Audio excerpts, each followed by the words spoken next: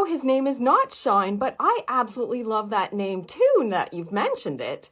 In this video, I'm gonna answer a few comments that I've received over a long period of time asking about how I got into color analysis and a little bit more about my life story.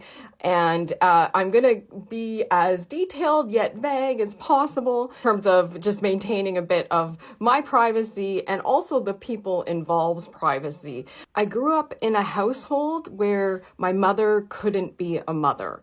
And so I relied a lot on my father for emotional support, and he was the breadwinner for the household and what have you. So he was sort of everything and stability to me and what have you. To me, my father was the glue that held everything together. And when I was 18 and my father was 49, he was returning movies to a video store one evening, and he didn't come home, meaning he passed while he was out. He had an immediate heart attack and died. And that happened. I literally felt like I had everything one day and literally nothing the next. And he did leave an inheritance, but the person that it was left to chose not to share the money with the children. Not only did I emotionally feel alone, I actually was starting a university program and was extremely worried about how I was going to fund my life and me continuing on with that life. Thankfully, I had saved money from part-time jobs over the years, and it was a significant amount. And so that was sort of a blessing to me to have. But I did start university working 3 part-time jobs to get myself through. And then I, with some of the savings I had, because I really just needed a break, frankly, I chose to go to South Africa. This was just after Nelson Mandela was elected, and I was extremely interested in what was happening there and the transition and what have you. Such a wonderful experience in my life to watch that transition. And if you've seen the movie Invictus, I was actually at the real parade of the South African football team when they won, and I believe it was in 1995. My time in South Africa taught me about a lot about the human spirit, frankly, both positive and negative, and really has provided a foundation for me, moving on in life. And that is where I met my son's father. My son's father and I actually were married for 2 years, and in that brief marriage, and I was 22 at the time, very young, I got pregnant. And so I had spent a few months in South Africa, came back to Canada, and maintained my university degree. So I went to university while pregnant. And then after my son was born, I continued my university education, and that was extremely tricky to raise a child and the finances involved with that as a student. And as well, my son's father came to stay in Canada as well, because he was pursuing his path, and he's actually really, really smart in his field. And so that wasn't a big deal for him to come to Canada. Obviously, there was a cultural transition, but in terms of what he wanted to do, all doors were open for him, sort of thing.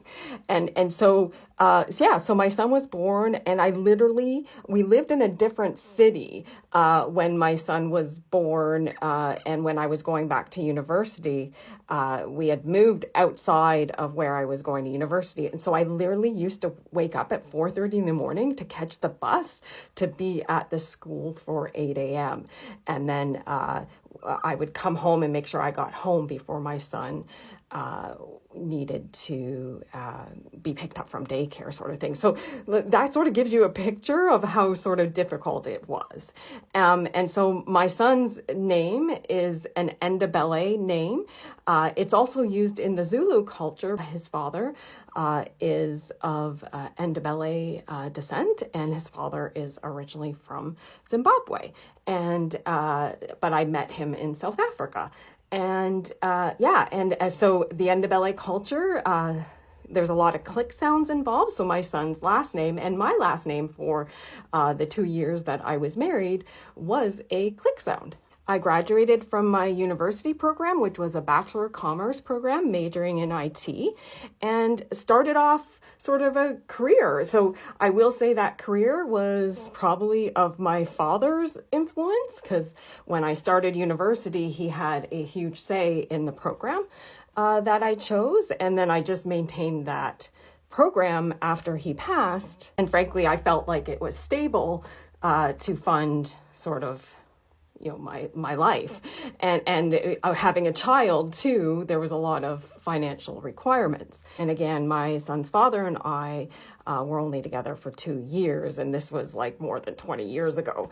And so I will say that my son's father has been just a fantastic person in my son's life, very, very involved. My son's father has been really active in his life and wonderful. And, his father is pursuing what he had talked about when we initially met. So how did I get involved in color analysis? So I realized after being in the corporate world for a long time that I was not being true to who I was. And I literally quit my job one day. I sold my house, sold my car.